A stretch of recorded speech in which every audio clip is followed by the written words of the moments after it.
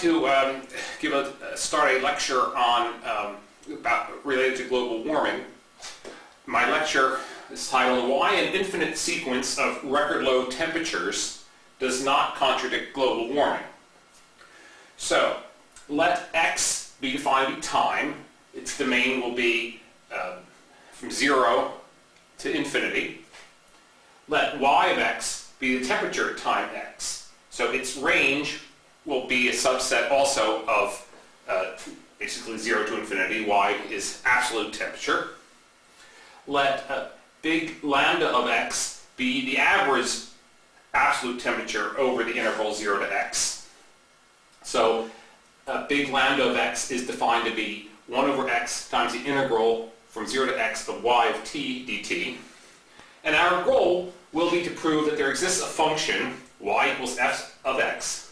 And I like to use the letter f to suggest the word find. So for functions that I'm given, I prefer to use the letter g of x. But for those that we seek to find, use f of x, such that the limit infimum of f of x as x goes to infinity is strictly less than f at 0.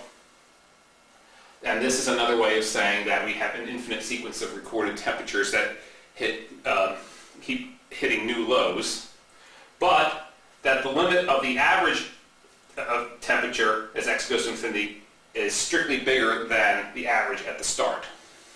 So our basic plan is to choose a function of this form, basically a product of exponentials and sine function. So let lambda, beta, and omega be real positive numbers with units of inverse time so that their product with time x will be dimensionless. This is necessary for arguments of exponential and sine. And let a, b, l, and m be real positive constants with units of absolute temperature. So we start with a function f of x being l minus a exponential negative lambda of x, all that times sine of omega x plus m. And then we add to that function a certain upward drift that makes the average temperature as x goes to infinity be strictly bigger than omega is 0, which for this function would be m. So this is what the graph of f of x given by this formula looks like this.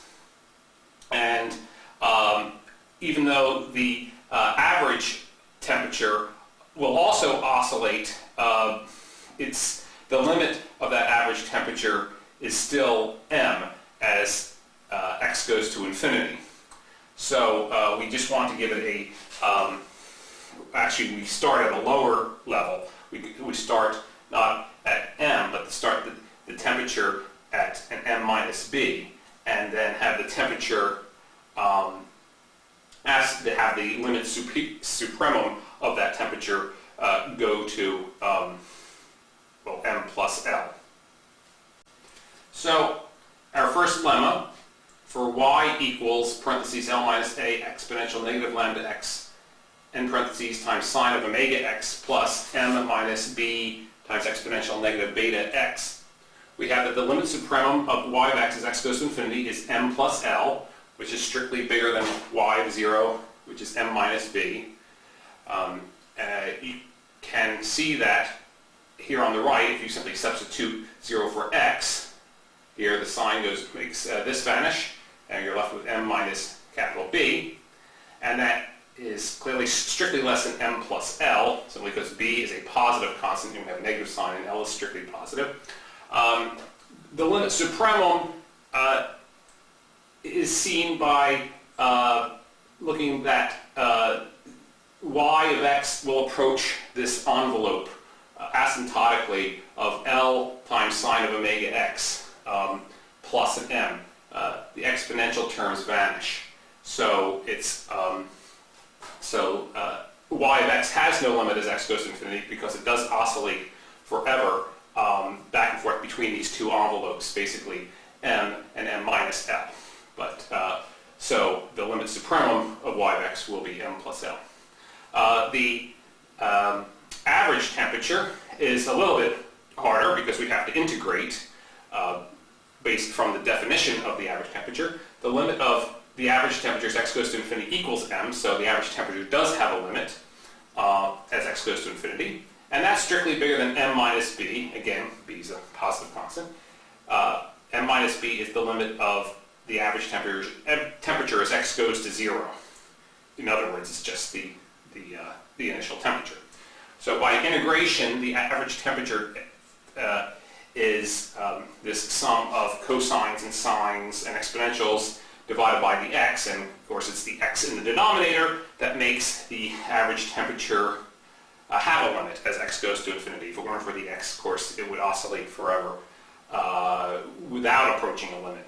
Of course, it does oscillate, but those terms vanish as x goes to infinity, and you're left with the capital M here. And to get that the limit of gamma of x, of lambda of x as x goes to 0 is m minus b, we can don't actually have to use that formula that I just had up there. It's more clever to use the Hopital's rule directly from the definition. The limit of the integral from 0 to x over x is equal to the limit as x goes to 0 of the derivative with respect to x of this integral divided by the derivative of x with respect to x. So that's just the limit of as x goes to 0 of y of x over 1, which is just y of 0, which is m minus b. And that proves the lemma. Finite intervals are, of course, special cases in which you can construct, easy counterexamples to what you might call common sense or intuition. Temperature dropping over a finite interval does not contradict average temperature rising over that interval. So a simple counterexample is y of x is 4x minus 3x squared on the interval 0 to 1. So the average temperature at x is 2x minus x squared on the same interval. So the derivative, y prime of x, is 4 minus 6x, is strictly less than 0 over that finite interval.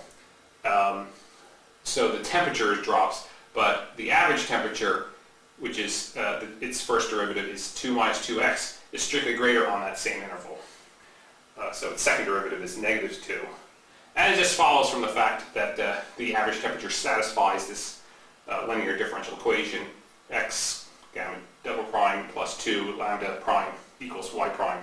So we simply chose lambda such that its second derivative is strictly less than 0 to allow lambda prime to be positive.